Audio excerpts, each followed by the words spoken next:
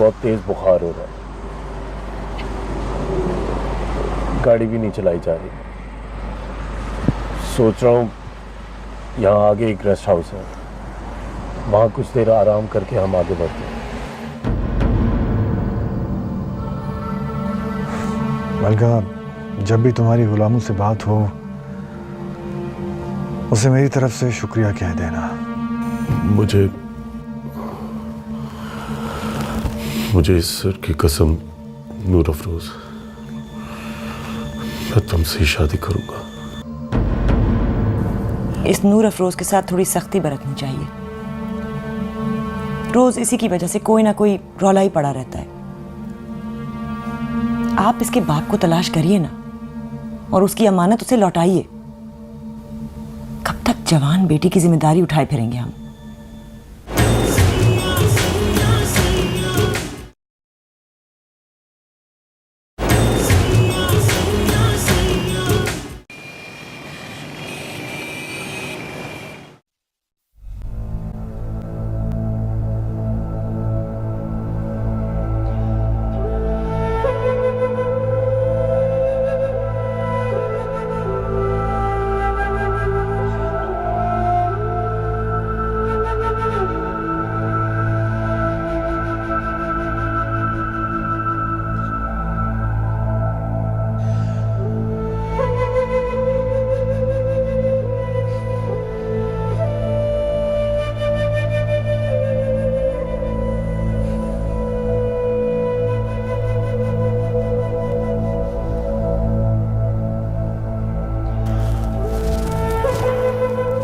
नूर Afroz,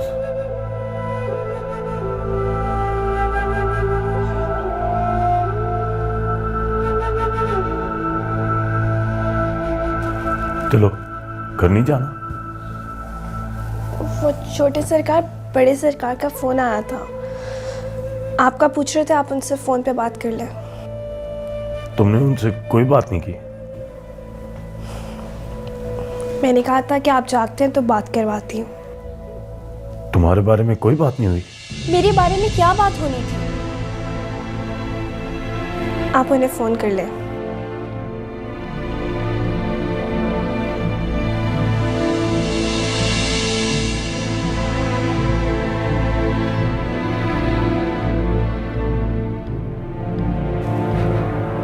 hello बेटा, तुम्हें वहां से निकलने की जरूरत नहीं है।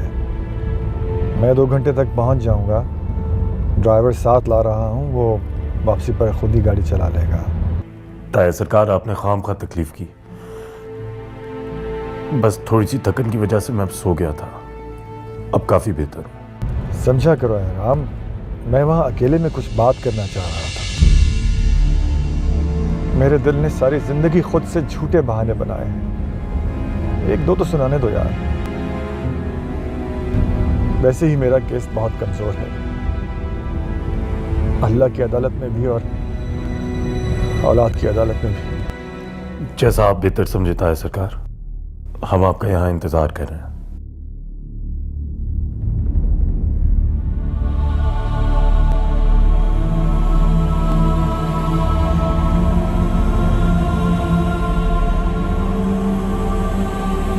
ताया सरकार, तुम्हारे लिए परेशान बहुत है। तो आप उनसे कह दे कि मैं किसी को नहीं बताऊंगी कि मैं उनकी बेटी हूं। वो तुम्हारे दुख का सोच के फिक्रमंद थे। मैं सच कह रहा हूं, वो तुम्हारे लिए काफी परेशान है। जाहिर है, पिछले 19 सालों से उनकी परेशानी, शफकत और प्यार ही तो देखती आ रही हूं। तब बात और थी, उन्हें तो पता भी नहीं था कि उनकी कोई औलाद है। जानने के बाद भी पिछले चंद महीनों से मुलाजमा बना के रखा हुआ है मुझे और मेरी अम्मा को। बस मुझे कोई बहस नहीं करनी।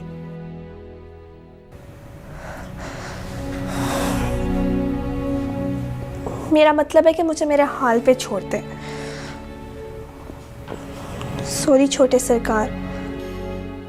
खानदानों के रस्म और रिवाजों ने उनको जकड़ लिया था, वो मजबूर थे। इतनी मजबूरी में मोहब्बत करना जानते थे, निभाना नहीं। दादी ने कसम दे के बुलवाया था। मलका चाची ने खुद ताया सरकार को जाने का कहा था। मुझे सारे जवाब मिल गए हैं और किसी भी जवाब की वजाहत की ज़रूरत नहीं, सिवाय इस जवाब के कि अम्मा मुझे एक भूले हुए सबक को उठा के फिर से लखी महल दोहराने क्यों चली आई हैं।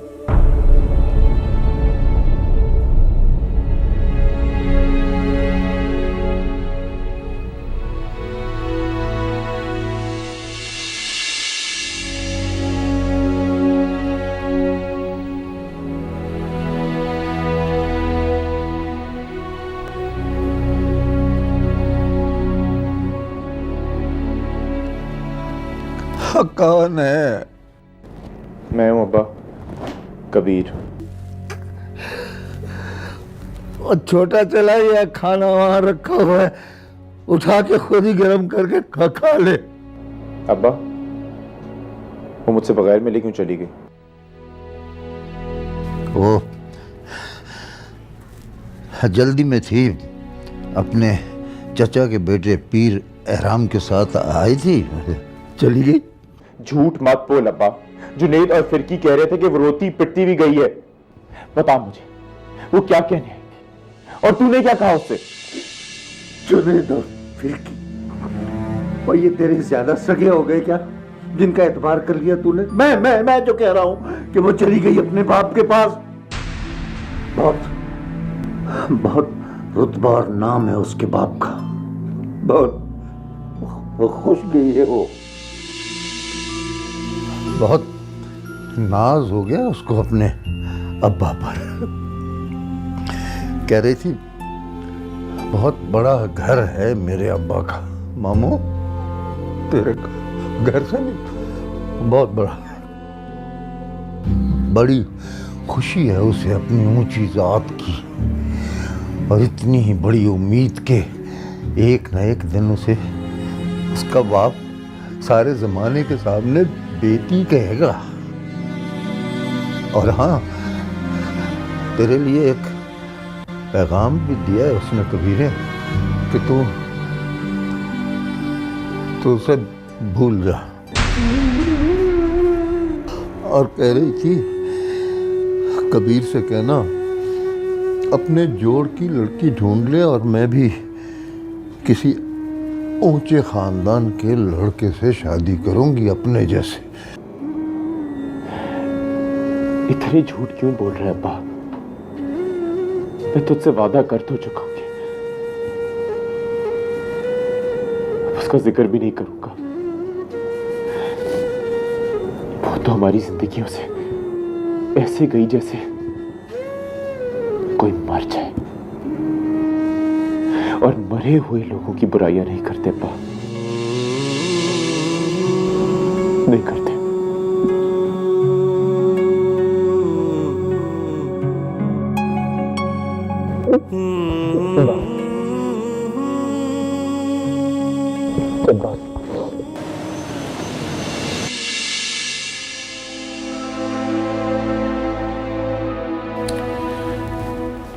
ताया सरकार ने खामखा तकलीफ की।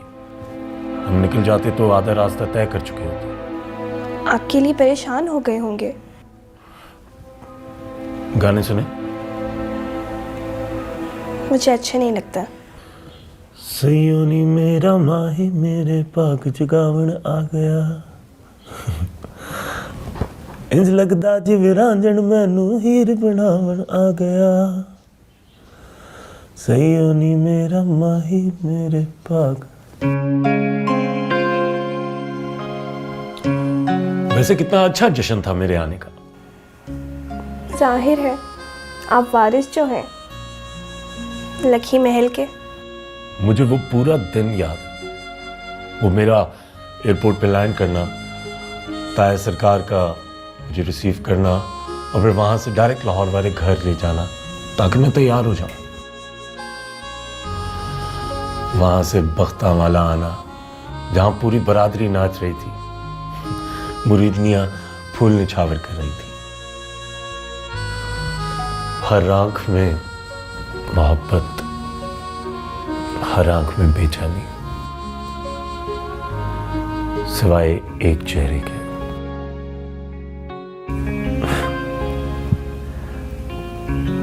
तुम्हारी आंखें जहर बरसा रही थी।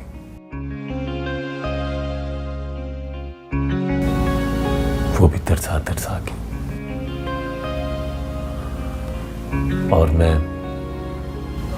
तुम्हारे उस जहर की एक एक बूंद की कशिश में तुम्हारे करीब आता जा रहा था।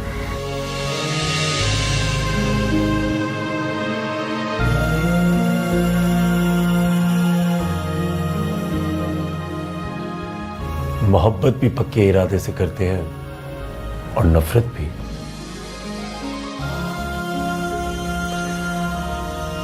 मोहब्बत के दावेदार सामने बैठकर मोहब्बत करते हैं और नफरत के दावेदार सामने बैठकर नफरत करते हैं। यूं मुंह नहीं फेरते। मुंह फेरने का मतलब है कि हार मान ली, और तुम्हारी हार मानने का मतलब तुम्हें मुझसे मोहब्बत है। 19-20 का फर्क है आप में और 20 साले में। नो कजन, ये तो बेईमानी है। इतना बड़ा इल्जाम मैंने तो आज तक तुम्हें हाथ नहीं लगाया। हाँ, अब मेरी नजरें अपने काबू में नहीं है तो इसमें मैं क्या कर सकता हूं? अब अगर एक बार फिर आपने ये बात की तो मैं भूल जाऊंगी कि आप छोटे सरकार हैं। यही तो मैं भुलाना चाहता हूं। हम दोनों आपस में कजन हैं। लखी महल वालों के सामने तस्लीम करेंगे कि मैं आपकी कजन हूं?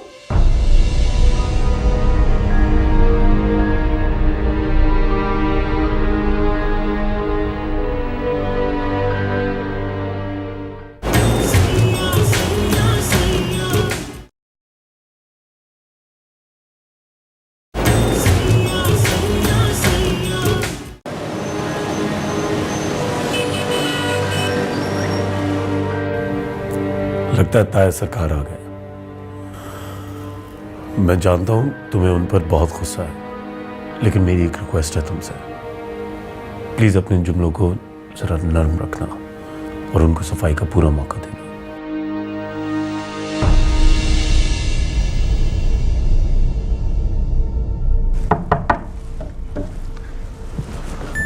ताया सरकार। कैसे हो बेटा? ताया सरकार, आपने तो खामखा तकलीफ की। हम तो आधा रास्ता तय भी कर चुके होते।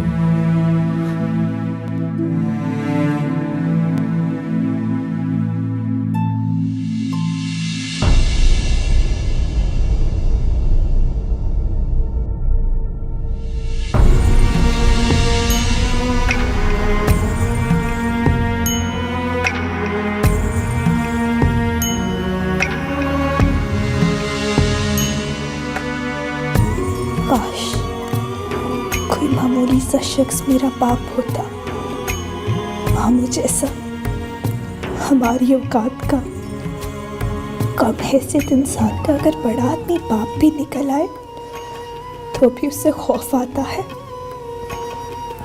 पर बड़ा आदमी कैसा? ये तो मेरा और मेरी माँ का कर्जदार है।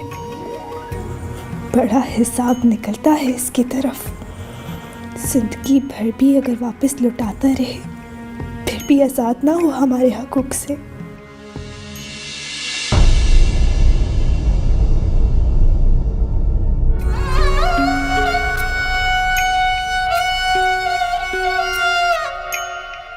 मेरे सब्र को ना और आजमा, बेटी हूँ तेरी गले तो लगा।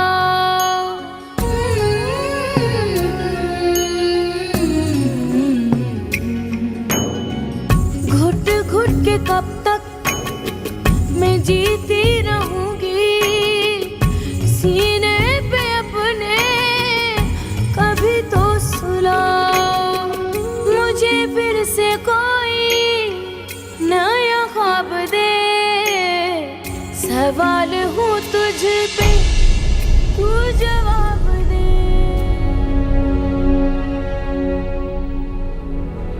देखो बेटा,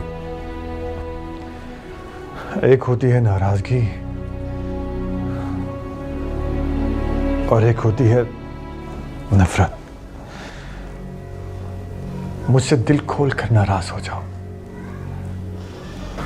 लेकिन मुझसे नफरत ना करना।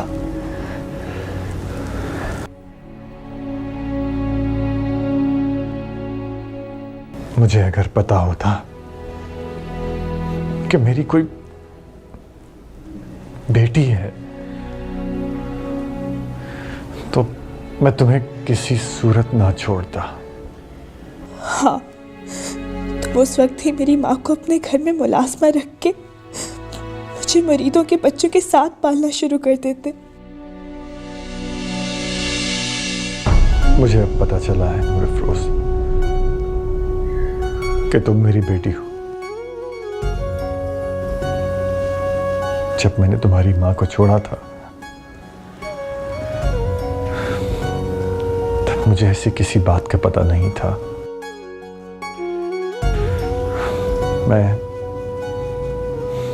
मैं ये समझा था कि हमारी मोहब्बत का सिलसिला वहीं खत्म हो गया है।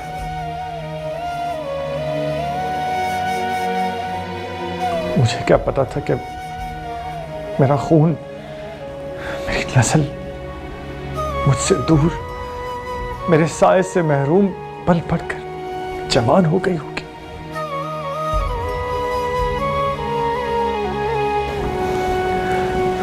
बेटा,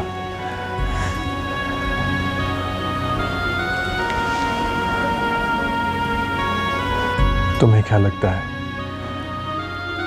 कि मुझे तुम्हारे साथ होने वाली ज्यादती का एहसास नहीं? एक बार नजर उठा के मेरी तरफ देखो। क्या तुम्हें लगता है कि मैंने तुम्हारा हक मारा होगा? मेरा अनजाने में, मगर मेरी माँ का तो जानते बूझते हक मारा है ना।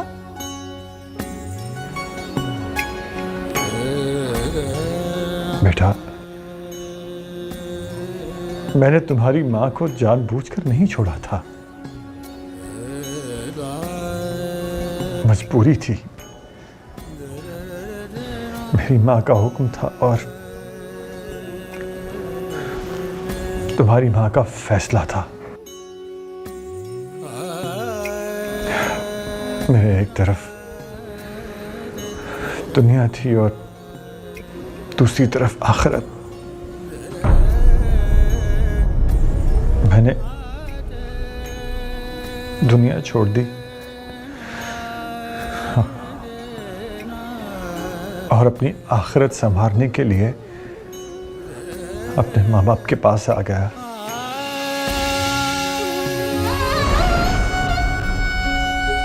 मेरी माँ को दोजख में धकेल के खुद जन्नत बटोरते हुए कुछ तो सोचा होता।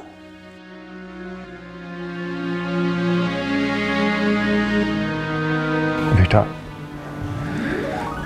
एक बार, सिर्फ एक बार अपने बाप के गले तो लग जाओ। देखो, मुझे थोड़ा सबक दे दो। मैं खुद सारी दुनिया को बताऊंगा कि तुम मेरी बेटी हो। मेरी मजबूरी समझो। तुम्हारा बाप जितना ताकतवर नजर आता है उतना ही बेबस भी है। मेरी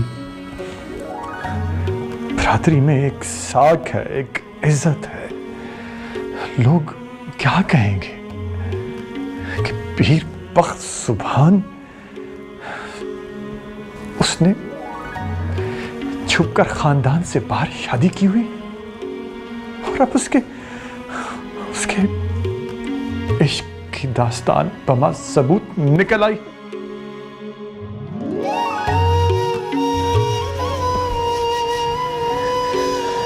ये इज्जत, ये दस्तार, ये बरादरी, ये घर सब एक झटके में खत्म होकर रह जाएगा। देखो, मैं ये नहीं कहता कि मैं तुम लोगों को कभी ओन नहीं करूंगा। मुझे थोड़ा सा वक्त दे दो। जब तक मैं कोई महफूज रास्ता निकाल लूं, तब तक सिर्फ एक बार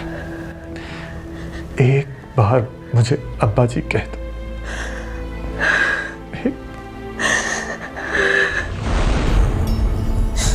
अल्लाह, कितनी हसरत थी मुझे इस लफ्ज से किसी को पुकारने की।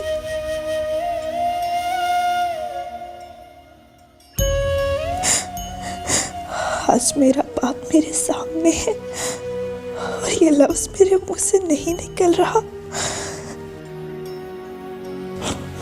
जैसे ये लफ्ज एक एहसास हो और मैं किसी सूरत ये एहसास इस शख्स को देने वाली नहीं।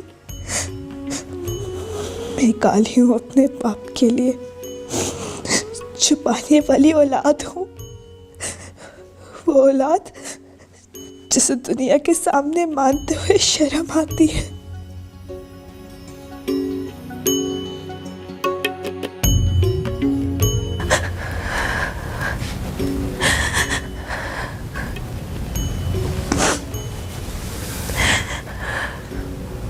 मुझे अम्मा के पास जाना है।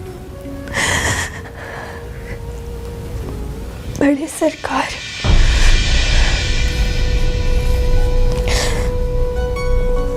मैं किसी को भी नहीं बताऊंगी कि मैं आपकी बेटी हूँ। प्लीज प्लीज मुझ पर रहम करो। मैं भी यहाँ आराम से नहीं बैठा रहा।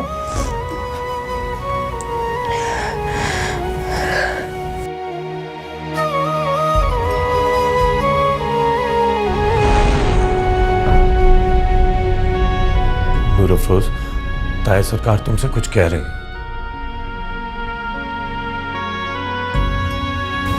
मैं बाहर गाड़ी के पास खड़ी हूँ। छोटे सरकार,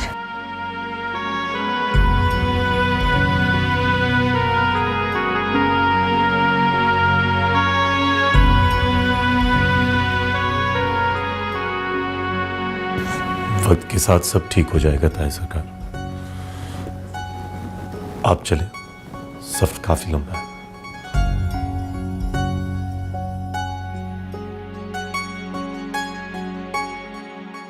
वो जब याद आए, बहुत याद आए, गमे जिंदगी के अंधेरों में हमने चरागे मोहब्बत जलाए बुझाए।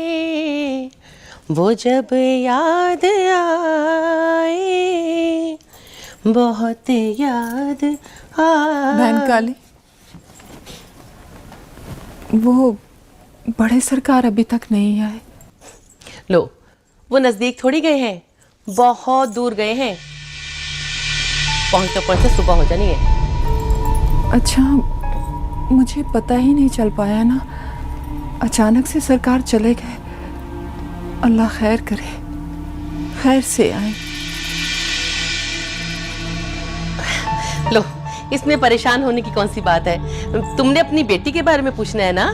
तुम तो जानती हो ना बहन काली, मैं वैसा हक ही नहीं रखती।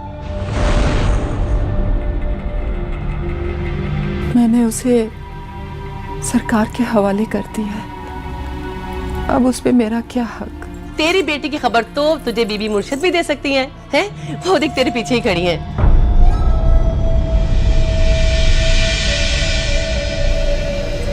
बीबी मुर्शिद, आप कब आई?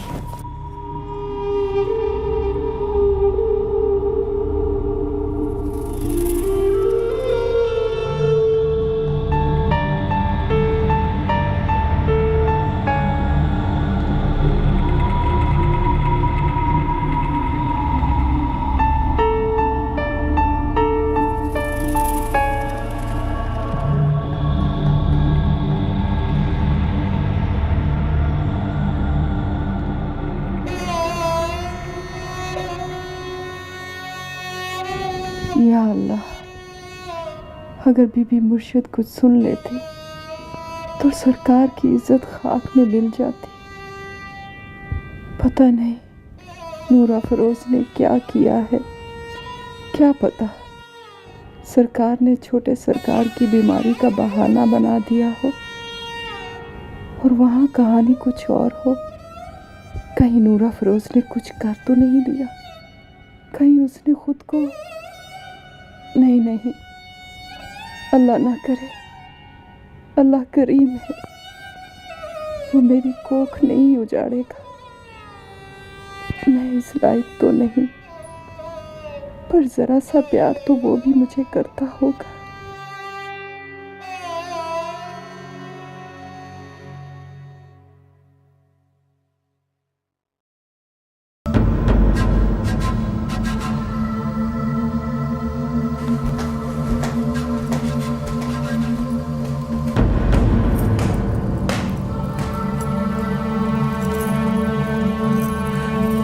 रानी, क्या हुआ है तुझे? तू क्यों इतनी सुबह सुबह परेशान है? क्या बड़े सरकार रात भर घर नहीं है? तुम्हारा बड़े सरकार से क्या काम?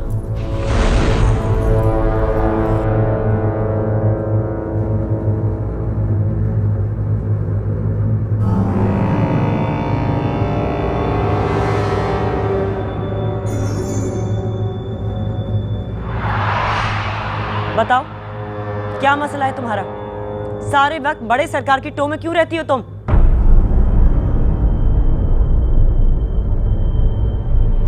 जी बीबी मुर्शिद, वो मैं नूरा फिरोज को। देखो, यहाँ किस्म किस्म की मुरीदनी आती हैं और मैं औरत की हर किस्म को जानती हूँ।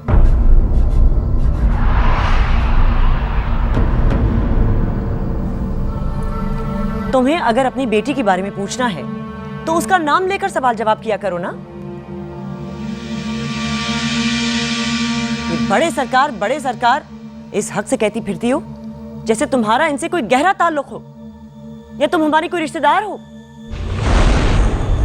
तुम्हें और तुम्हारी बेटी को अगर पनाह दी है तो उसका यह मतलब नहीं है कि तुम्हें सारे इख्तियारात दे दें हम।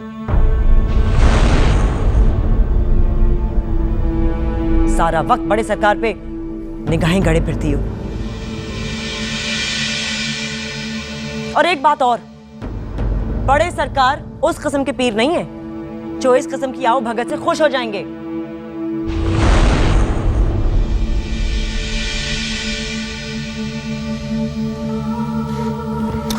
ओहो ताईजान, क्यों सुबह सुबह आपने अपना मूड ऑफ किया हुआ है? तुम तो चुप ही रहो। तुम्हें अचानक हो क्या गया था जो इस लड़की का हाथ थामकर तुम घर से निकल पड़े? ऐसा कौन करता है? अच्छा आप छोड़े ना, हम अंदर चल के बात करते हैं। आइए, आपको तो पता है मैं ऐसा ही हूं, परेशान क्यों होती है?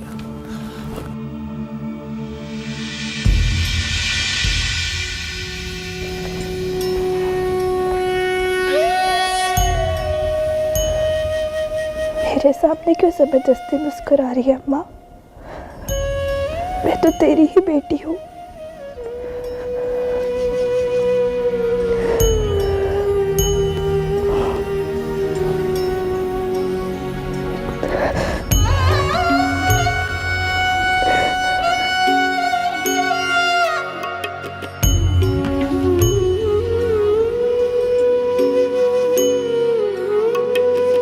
मुझे फिर से कोई नया ख्वाब दे, सवाल हूँ तुझ पे तू जवाब दे।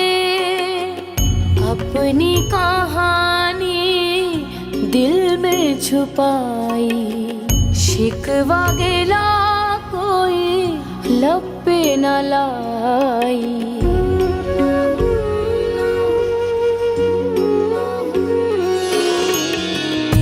आँखों में यादों की, आँखों में यादों की बारात लेकर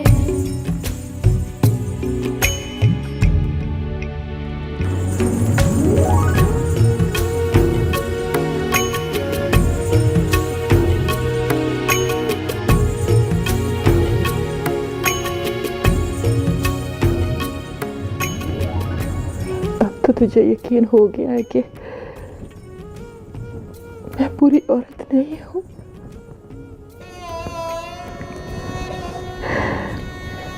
बीवी हूँ बड़े सरकार की, छुपी हुई छोटे जात की।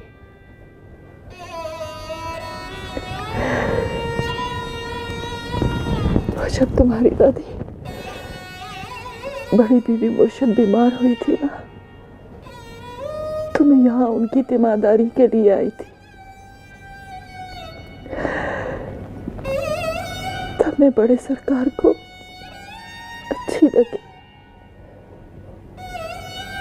और मुझे वो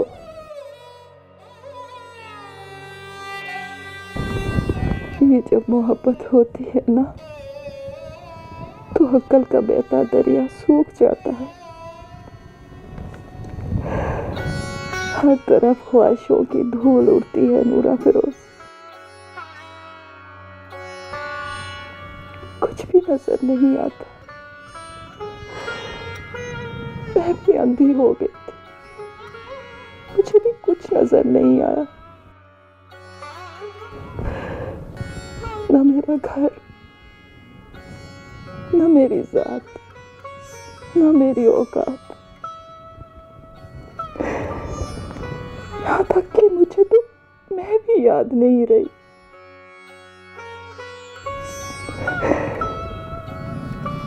जब बड़े सरकार की निगाह पड़ी तो मैं खुद से ही पिछड़ गई। पर उन्होंने मेरे साथ निकाह किया था, मुझे अपने साथ ले गए थे रेलगाड़ी में रुखसत करके।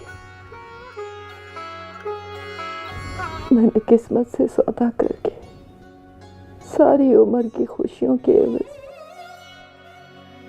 अपने जिंदगी के चंद दिन खरीद लिए, जब मैं सारे हक बेच चुकी थी। तो तेरे आने की इत्तला मिली।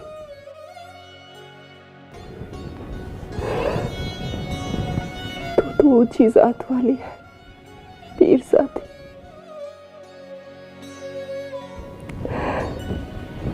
तेरी शादी भला कमी कमीन मलका के भतीजे से कैसे हो सकती थी? तू ऊंचे घर की बेटी है,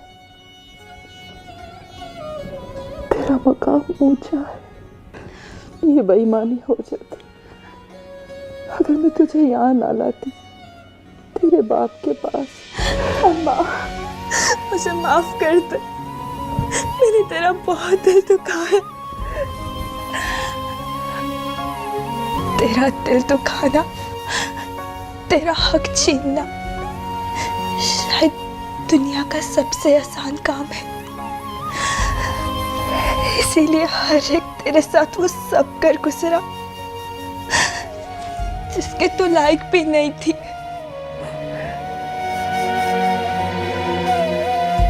तो बेटा तूने मुझे माफ कर दिया। मैं अम्मा, मैं कौन होती हूँ? मैं कौन होती हूँ तुझसे तेरा हिसाब मांगने वाली?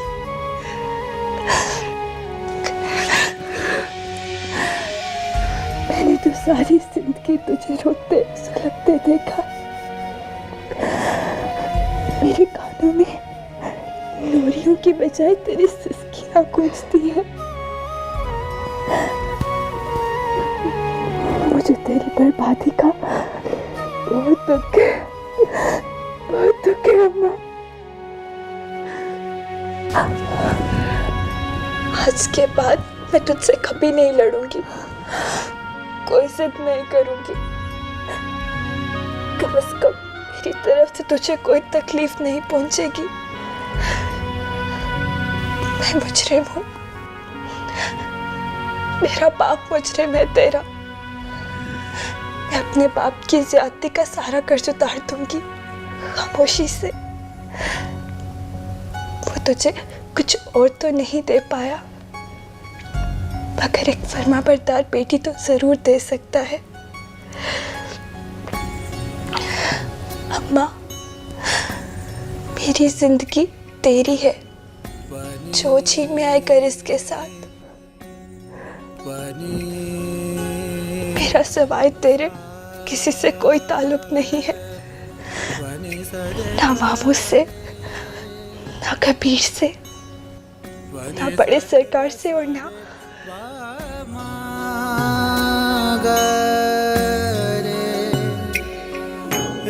मेरे अजीजों में इसका चेहरा कब से शामिल हो गया।